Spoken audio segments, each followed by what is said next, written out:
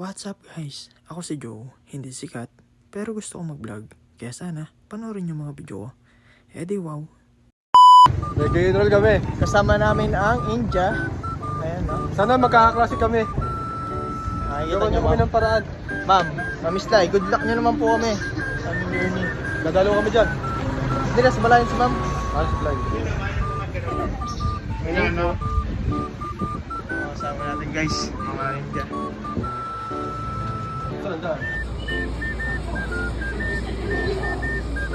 Guys, nandito na kami sa building ng arcade. Para sa kalaman nyo guys, ang mga kasama ko dito ay mga kaklase ko noong college. As in sila yung nakasama ko sa loob ng 4 na taon. Kaya nag-desisyon kami na sama-sama kaming mag-enroll sa isang review center. At dito namin napili. Dito guys, nakapasok na kami sa loob at nag-enroll na kami dito guys. Palayan po. Nakapag-enroll na kami dito. And then, namimili na lang kami kung yung kukunin naming subject na reviewer. Ito guys, nakikinig kami dito sa mga nagre-review. Bali may review nga sila ngayon. And then pinapakinggan namin kung alam namin yung mga nire-review nila.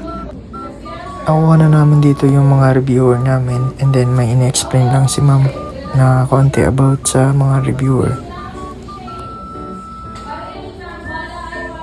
Ayun po.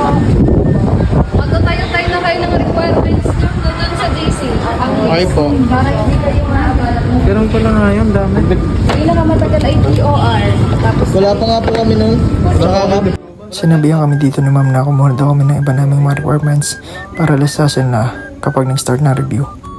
Dito guys, nagayayan kami tumambay sa San Nicolas, Batangas para na rin mag-banding kami. Boy, pa San Nicolas kami. Hindi ako sama boy.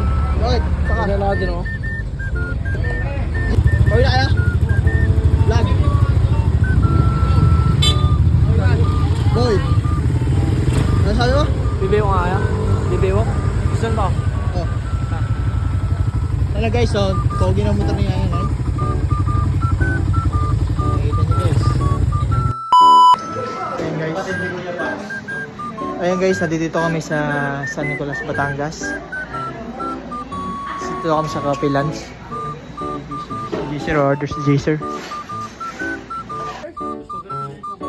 Ayan guys, as you can see, nandito na kami sa San Nicolas, Batangas. Nandito kami sa Cafe Lunch. And then, habang hinintay namin yung order namin, niyaya ko sila dito sa taas para mag-picture-picture. Since dala ko yung aking camera. And then, granab namin yung opportunity dahil maganda yung view.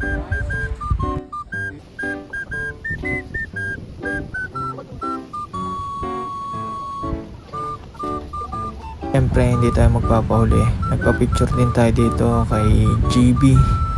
Kahit hindi siya marunong, sabi ko, sige lang, picturean mo lang ako kung hanggang sana kaya mo. Nung pababa na kami, nakita namin itong mga kasama namin na sobra yung tawa nila. Napapayak na sila sa sobrang saya. Hindi namin alam kung yung pinag-uusapan nila dito. Yan, panoodin nyo, tinan nyo naman oh. Ito ang overlooking view nila guys dito sa Cafe Lunch.